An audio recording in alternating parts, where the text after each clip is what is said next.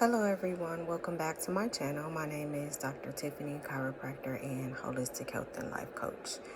Today I would like to discuss water consumption. Now keep in mind that this information is only for educational purposes, and if you are considering making any changes to your diet or lifestyle, be sure to consult with your physician or primary care provider. So with regard to water intake, our water consumption is extremely important because our bodies are made up from anywhere to 60 to 75% of water. And you may say, why such a large range? Well, everyone's body is different, and there are a lot of different factors that go into that particular number, such as age, height, weight, gender, and a few other things, right? So it's not a one size fits all, and everybody's body is different. No two bodies are the same. So if you have a sibling, their water intake may be, or excuse me, their average water weight may be more or less than yours, even if you guys are the same height, same weight. The age may be different. So there are a lot of different factors that go into that number. But typically, the body is made up from anywhere to 60 to 75% water. And you may say, okay, so where does this water go? Why is it important? Well, water is the basis of a lot of our body fluids. So our blood, let's just say, for example, our gastric juices, our urine, our sweat, all are composed of mostly water. And also your cells within your body are made up of 70% water.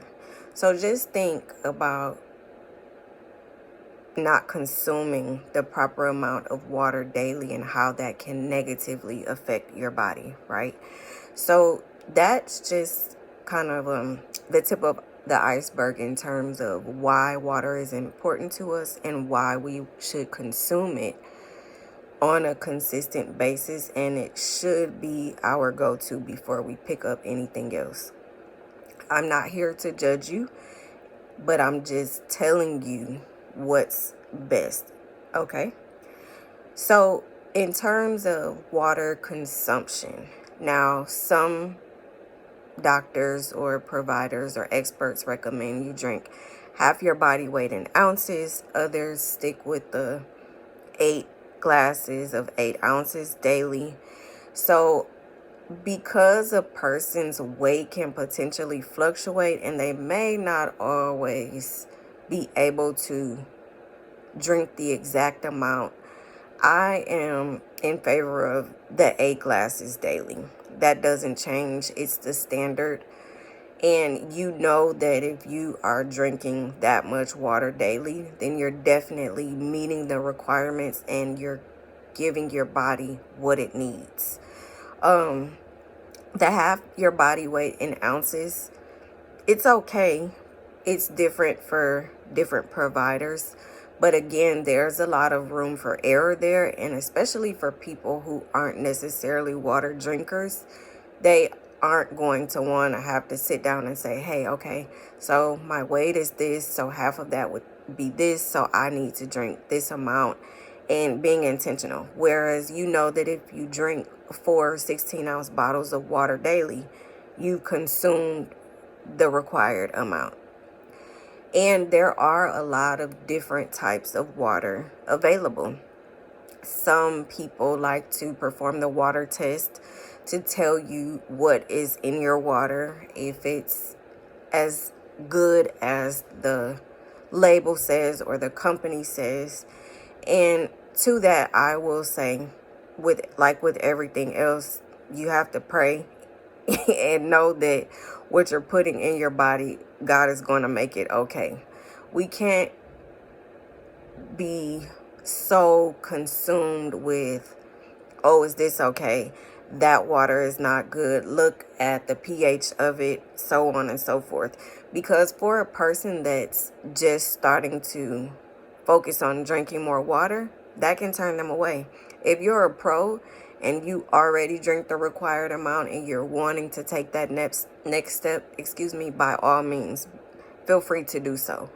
But for people who are just transitioning into a healthier lifestyle, we don't want to bog them down with a lot of information regarding which types of water they should and shouldn't be consuming and why, because then they probably are going to say, I'd just rather pick up a Coca-Cola or a Pepsi or whatever their favorite drink of choice is.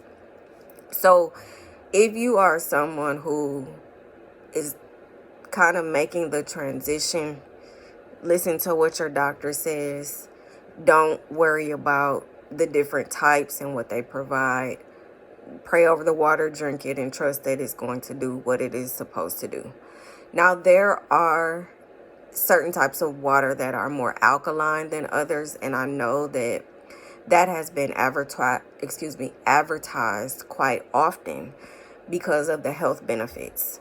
So when you are consuming more alkaline water, which is water that is more basic, so keep in mind that your average body pH is between 7.35 and 7.45.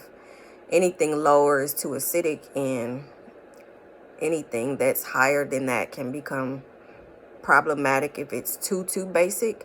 But the alkaline water does have detoxifying properties, hydration properties, right? And it also has the ability to aid in more weight loss, kind of, so to speak. But the detoxification is what's most important, because you want to be able to flush those toxins out of your body. And if you can drink water that's a little bit more alkaline that facilitates that process, by all means, take the step. It is a little bit more pricey versus, let's just say, the regular bottled water. But if it's something that you feel is important for your health, make the investment. In terms of drinking, let's say, faucet water versus bottled water, there's still a pretty big debate about that. And a lot of people are now drinking bottled water, and they've kind of forsaken the faucet water. It's your choice. It's up to you. I personally like to drink bottled water, but not all bottled water tastes the same if you're a water drinker. So you kind of have to be a little bit leery regarding that as well. And again, there's no right or wrong answer. You have to do what's best for you and do what's best for your body. The most important thing is that you're consuming the proper amount of water on a daily basis, or getting as close to that number as you possibly can. Remember to talk with your doctor or your primary care provider about all of these things, and keep in mind that when you're taking these steps to improve your health, it can be challenging, but you can do it.